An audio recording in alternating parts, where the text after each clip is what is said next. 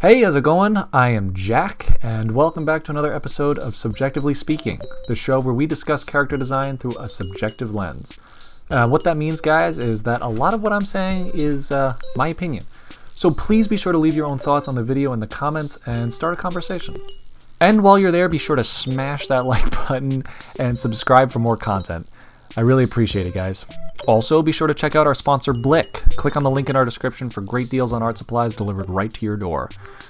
Alright guys, that's enough of that. Let's dive right in. Pokemon has had a huge impact on me as both an artist and in general. I was interested in it even before I knew anything about it. My earliest memory was this awesome Charizard lunchbox that I had in kindergarten. I knew it was a Pokemon, but I really just liked it because of its cool design. I mean, it was a dragon, like, I was gonna like it. I later spilled milk in that lunchbox and it was completely destroyed. But let's stick to happy thoughts here. When I was in second grade, one of my best friends wore this t-shirt with a Mudkip, Marshtomp, and a Swampert on it. I'd never seen them before. I didn't even know they were Pokemon. This was right before Ruby and Sapphire came out, and that shirt was actually the reason that I asked my mom for my first Pokemon game, and it was the first video game that I ever owned. Needless to say, Pokemon has continued to influence me and my art to this day. I'm not the only one with stories like this. In fact, you could ask anyone my age if they have fond memories of Pokemon, and I bet you that they have a tale of their own. Probably about a stuffed Pikachu doll or a special pencil with a Pokeball eraser that they lost on a field trip. And I don't even have to mention at this point that Pokemon transcends generations. A lot of people might write it off as nothing more than a kid's show, something juvenile and without substance, but there's a reason why Pokemon remains to this day one of the most successful entertainment franchises of our time. And one of those reasons is, you guessed it, the character design. I mean, think about it. Is there anything more iconic to people my age than Pikachu? Even if you have never played any of the games or haven't watched the show since you were 4, you could still recognize Pikachu. His colors, his iconic silhouette, even the sounds he makes. Pika Pika! Yeah, Pika Pika Pika, he's adorable. All of those were intentionally crafted to both be marketable and sincerely endearing. This goes for any number of Pokemon designs, particularly the mascot legendaries of each generation that earn themselves a spot on the cover of every new game. These designs are the result of a large team of talented designers, programmers, and marketers all working together. But if we're talking about the designs that we're most familiar with, the artwork on the covers of the games or in our handheld guides, that art can be accredited to one man, Ken Sugimori. Ken Sugimori has been working in the entertainment industry for decades. His earliest work can be traced back to 1981 when he illustrated a fanzine called Game Freak. Does that name sound familiar? Well, a few years later, Sugimori and the creator of Game Freak went ahead and pitched a video game idea to Namco under the production label of the same name. And a few years after that, they worked with Nintendo to create the first ever Pokemon video game for the Game Boy. Ken Sugimori conceptualized and illustrated all 151 Pokemon that starred in the first game, along with fellow Game Freak devs Atsuko Nishida, Motofumi Fujiwara, and Shigeki Morimoto. Since then, Sugimori has been the head character designer and art director for every single core series Pokemon game, from Red and Blue all the way up to Sun and Moon. In the 5th generation games, Pokemon Black and White, he directed a team of 17 other designers to help him come up with ideas, but the final illustrations were all still done by his hand. You see, it takes a lot of hard work and effort to come up with a good character design. Even if your illustration skills are well developed and you're completely comfortable with your materials, there's a whole lot more that goes into designing something like Pokemon. Today we're going to go through these steps one by one, and by the end of it we'll have our own Pokemon design that hopefully could pass as the artwork of Ken Sugimori. Now, I've had a ton of requests to do new Mega Evolutions and Primal forms of Pokemon like we've done in previous videos, so today I thought we'd do a Primal form of one of my favorite legendary Pokemon, Palkia.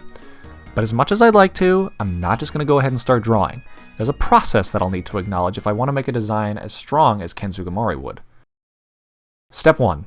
Concept. It all starts with an idea. Something intangible yet comprehensive. Space. Palkia, in the world of Pokemon, is the deific embodiment of the infinite void and can manipulate physical matter to its whim. When the design teams first pitched the ideas for Palkia and its counterpart Dialga to the rest of the devs, they had them sit under their desks, turned off all the lights, and told them the ancient tales of time and space to really immerse their heads in the concept. This is a true story, by the way. I know it sounds made up, but it's true. 部屋を真っ暗にして机の下に潜り込んで当時洞窟でなんか神話を語ったみたいなのをちゃんと設定からそうですねシミュレーションしてそれ参加してるよな。 This specific example is a little extra. I mean, it's not necessary to physically involve yourself in the concept, but the reason behind it is solid. To make a strong design that is consistent in its themes, you must be entirely familiar with your concept, to the point where you can explore every design option. So, in our case, the job of coming up with a concept is kinda half done. We have Palkia, the spatial Pokemon. It's a god, it manipulates space, it's based on the Shinto legends of Izanami and Izanagi, yada yada yada. Ken Sugimori took these concepts and evolved them from conceptual ideas to a physical embodiment. God translates to power, which converts to size, which has the most physical associations with dragons and dinosaurs and kaijus. Themes of space can be interpreted from his rocket-like, streamlined form and his almost mecha-inspired armor, and his pearls. What is a pearl? Is it sand? Is it mucus? Is it the result of the manipulation of physical properties by an individual being of its own whim? Or is it just kinda iridescent and looks like there might be a galaxy inside it?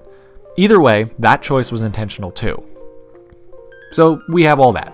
It's a good jumping off point. Now, our primal form. Conceptually, primal forms of Pokemon refer to their state of existence before the involvement of humans. Groudon and Kyogre, two other deific Pokemon with godlike powers, are the only other Pokemon with primal forms. Unless you count Primal Dialga, which design-wise is pretty much just a glorified palette swap. Groudon and Kyogre represent the land and the sea, two physical concepts that have existed for as long as life on our planet has. But what does the primal form of space look like? What existed before anything? Light? Darkness? Antimatter? God? Mew? A void. I think we have our concept. If Palkia is the physical manifestation of space, then his primal form should be the physical manifestation of the dark void that we can only imagine existed before space. Alright, we have our concept. Now, we start drawing. I know it seems like I came up with these ideas pretty quickly, but I put a lot more thought into this before I started recording the video. And it's still pretty base level. But a good design takes a strong concept, and that takes time. Step 2. Exploring designs. Before we can just go ahead and go right to ink, we need to explore a number of designs that reflect our concepts, and figure out which one works best. We don't see a lot of this stage of design from the developers of Pokemon, as opposed to other games that tend to share their concept art with their fans. But trust me, Ken Sugimori and his design team do this too. What does the infinite void that predates physical space look like? Well, we want to keep the most iconic visual features of Palkia's normal form to make sure that we can tell it's the same Pokemon.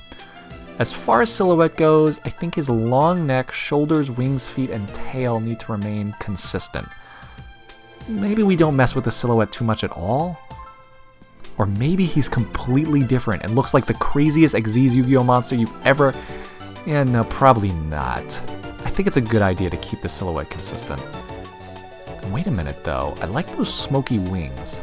It makes him feel like he's phasing in and out of our physical world.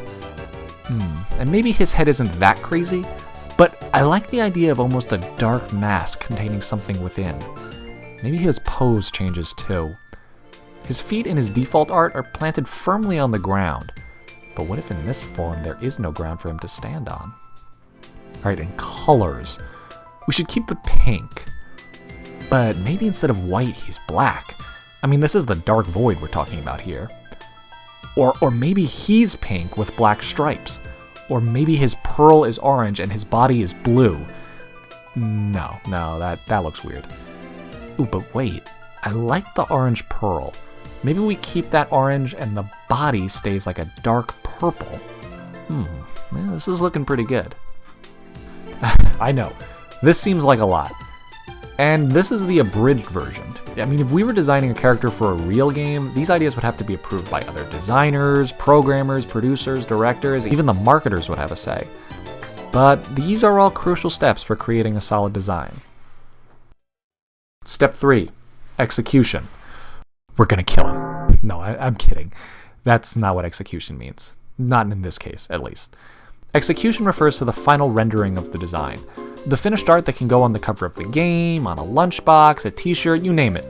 In the case of Pokemon and a lot of other video game franchises, the execution stage is where the artist incorporates the iconic style that is identified with their brand. For Pokemon, the most iconic elements associated with the official artwork, or Ken Sugimori's art, are the line work, color, and values. Line work simply refers to the outline of the design. If all a finished piece was line art, it would kind of look like an unused coloring book page. And hey, if that fits your concept, then that's what works. Ken Sugimori did most of his Pokemon artwork traditionally, with a pen, a brush, ink, and some watercolors.